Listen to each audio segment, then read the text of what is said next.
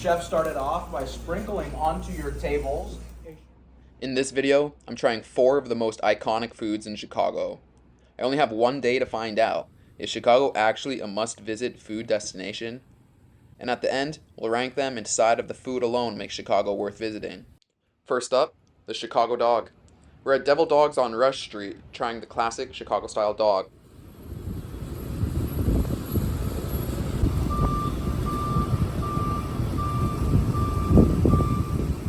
The hot dog was super juicy. Next, we're trying another Chicago classic, the Italian beef. We're at Al's #1 Italian beef, getting it wet with hot giardiniera.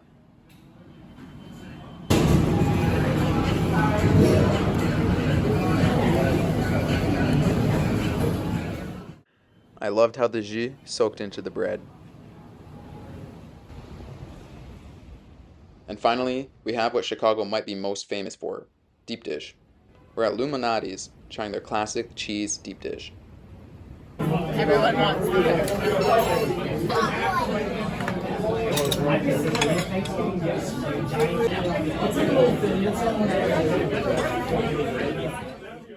The sauce had the perfect balance of acidity and sweetness, while the cheese brought in this deep, savory umami. But the real star of the show was the crust. It's incredibly dense and buttery, almost like a pie crust made from pizza dough. Oh, I don't want it with this one. I feel like it would take I ordered a small and I was only able to finish half of it.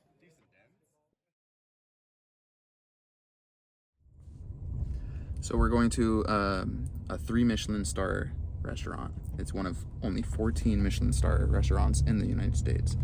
It's my first time going to a Michelin star restaurant in general, let alone a 3 Michelin star restaurant.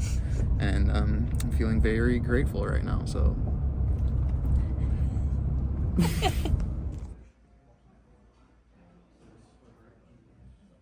We were all seated together at one long beeswax table and given a drink. We were then asked to open an envelope which read, "What follows is not a menu, it is a score. 6 acts, each stands alone, each belongs to the others. We began with a story, everything that followed, the choreography, the objects, the symbols, the sounds, the light, the aromas, the food were built in service of it." We began with chilled onion cream, with sweet and sour ramps, charred ramp top oil, nuggets of golden honey, and an amontillado sherry.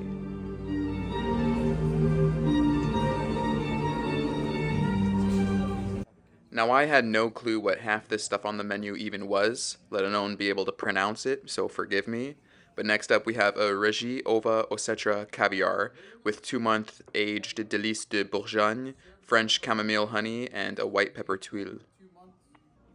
The first 6 appetizers were laid out in front of us from this hive contraption that they had set up before we got there. This here is a preserved trumpet mushroom with yukama, toasted coconut vinaigrette, papaya confit, and local honey. This here is a confit abacashi pineapple with jamon iberico de bellota, whole grain mustard oxymel, and opal basil buds.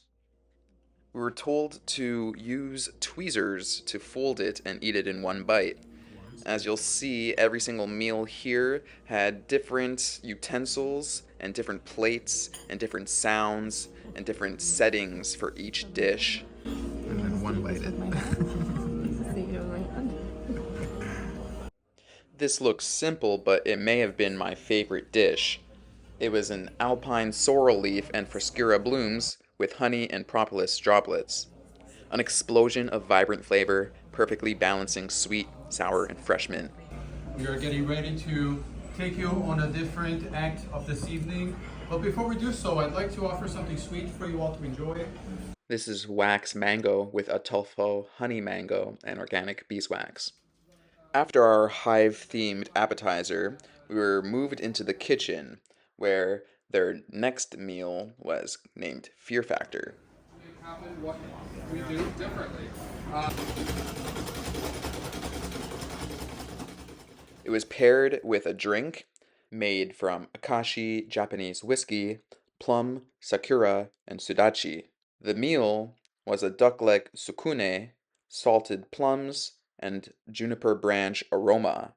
In order to find our meal, we were made to point our fingers, punch through the top of this container, and reach down inside. While we were in the kitchen, they completely transformed the room we'd been in, adding separate tables. We sat down at one topped with feathers, scented with lavender, frankincense, and cucumber. Our first meal was an ice cream sandwich. We were made to one-bite it again. It was made from passion fruit sherbet and Dijon mustard shortbread. It was followed by skate wing à la faro siamois, made with fermented green peppercorn, tamarind, and by horapa.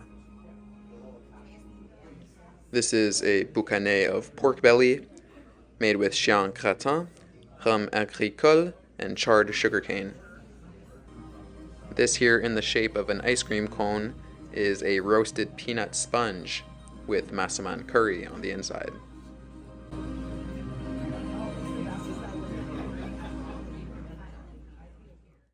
Now what you're looking at is a taco-inspired dish made from cryo-desiccated baby corn, hoja santa, caramelized corn, and bitter cacao on tuoso. Ready for this? Am I ready for this?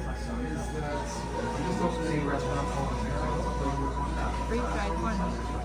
Everything up to now has been incredible, but we're not even close to done.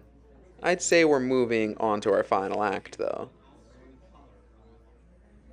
Now, I'd call this an oyster dish, but there's not a single oyster. It's made from fermented 4-star oyster mushroom, oyster leaf, and oyster cream, with a crunchy penne pepper mignonette. This was an Aleutian king crab thigh, with roasted and silkened walnuts, smoked grapefruit, and celery branch. Next up was grilled Atlantic halibut with halos of cucumber and honeydew melon, ginger, and cucumber skin cream.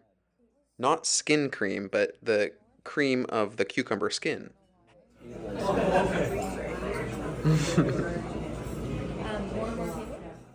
I was so happy to see some chopsticks in front of me.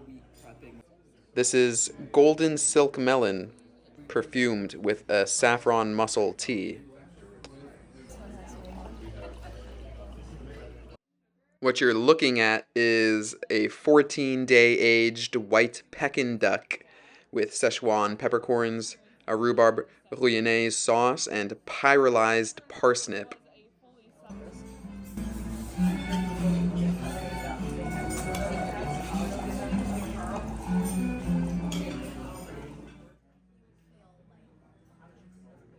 I just took a bite out of a strata of figs, coffee, and chocolate made from dark roasted coffee, black mission figs, and dark chocolate.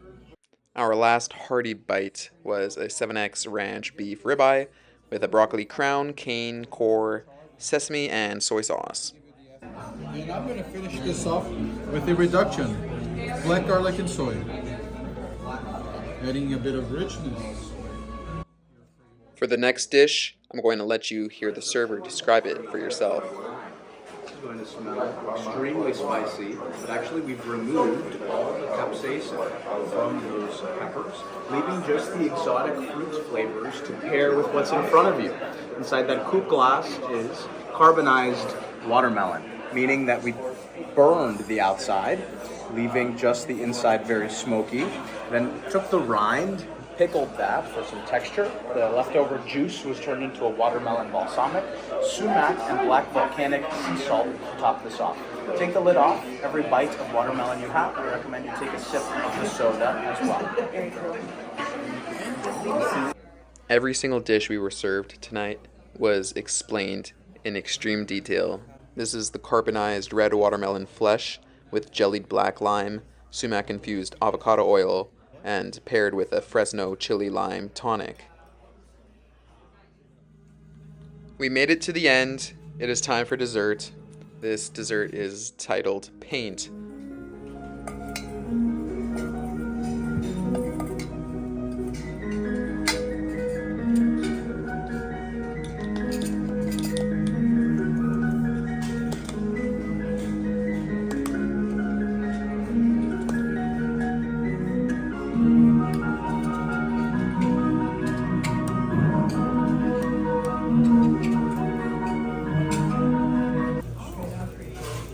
Congratulations to you all for making it all the way to dessert. The chef started off by sprinkling onto your tables a champagne snow. Then they moved into 3 sauces. There's a white chocolate pecorino. It was matcha ice cream, guacamole peach, pecorino, and white chocolate, and raspberry. And I couldn't not mention the matcha fudge, which was incredibly rich, smooth, and delicious. And after everything, they drove me back to my hotel and left me with a goodie bag of 4 more treats to enjoy. This was an almond and buttery pastry that was somehow equally dense and fluffy. Black truffle butter made with gourmet attitude Perigord black truffles and Lurpak Danish butter. A tart cherry yuzu compote made with Seedling Farms produce, and raw and unfiltered Heaven's honey, locally sourced from Chicago beekeepers. So, would I spend $1,000 to go eat there? Honestly, if I had the cash, yes, because it was an incredible experience and I got to taste things that I've never tasted before, and it was more of an experience than a good meal. If I had to go to Chicago for one thing only, it would be the deep dish pizza.